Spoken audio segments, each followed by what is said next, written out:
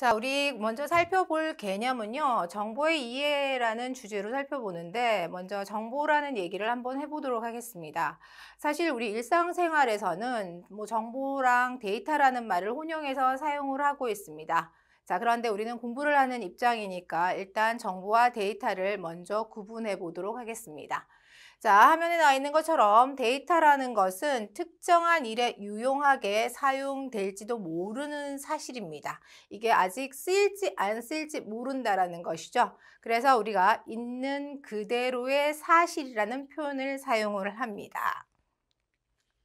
자, 그런데 정보라는 것은 조금 더 다릅니다. 우리가 일상생활에는 제가 혼용해서 쓴다고 말씀을 드렸는데요. 내용을 구체적으로 한번 살펴본다면 형식이나 내용이 특정한 목적이나 용도에 맞도록 여기에 키포인트가 있습니다. 구성이 되고 추출이 되어 요약된 데이터라는 설명을 합니다. 자, 앞서 나온 데이터랑 가장 큰 차이점은 앞서서는 가공되지 않았다라는 것이고요. 이것은 가공이 되었다라고 얘기를 합니다. 여기 나오는 이 얘기 과정이 우리가 다른 말로 두 글자로 표현하면 가공이라는 말로 표현을 하게 되죠. 자, 그럼 이러한 정보가 왜 데이터랑 다르게 중요한가 하면 우리가 어떤 문제를 해결하려고 하면 그 자체에 필요한 여러 가지 어떤 바탕이 되는 근거가 필요하죠. 그래서 만약에 그것들이 부족하다 하면 불확실성이 올라가게 되는 거죠. 그래서 정보로 인해서 우리가 불확실성을 인식하거나 아니면 그 상황을 더 평가할 때 유용한 평가를 할 수 있고 또한 불확실성을 줄이는 데 활용을 하기도 합니다. 그리고 우리가 문제 해결할 때 이렇게 대안들을 만들게 되는데 정보가 많게 되면 의사결정을 위한 대안을 발견하기가 쉽다고 보겠습니다. 자, 여기 그림에 보시면요. 지금 데이터와 정보, 지식 이 개념을 명확하게 구분을 해 놓았습니다. 자, 그래서 앞선 내용을 정리를 해 보겠습니다. 자, 데이터라는 것은 우리가 이렇게 얘기했습니다. 있는 그대로의 사실 이렇게 표현을 했고요.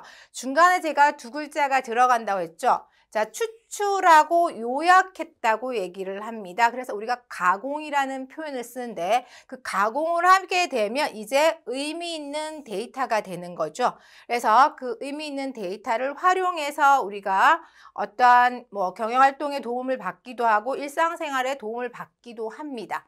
그래서 이제 활용을 하게 되는데 활용을 하고 나면 결과가 남죠. 어떤 성공적인 의사결정이 될 수 있고 다소 실패라는 표현을 쓰긴 그렇지만 별로 만족할 만한 결과를 얻지 못하는 경우도 생기죠.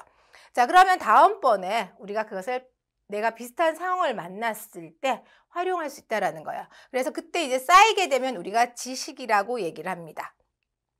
자, 그래서 지식이라는 것은 정보와 처리 절차를 합쳐서 얘기를 하는데 학습이나 경험을 통해서 습득한 이해를 갖다 우리가 지식이라는 표현을 씁니다.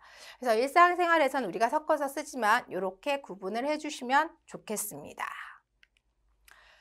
자, 그러면 정보는 몇 가지 특징들을 가지고 있습니다. 보시면요. 지금 첫 번째가 정확성입니다. 정보에는 오류가 없음을 얘기를 하고요.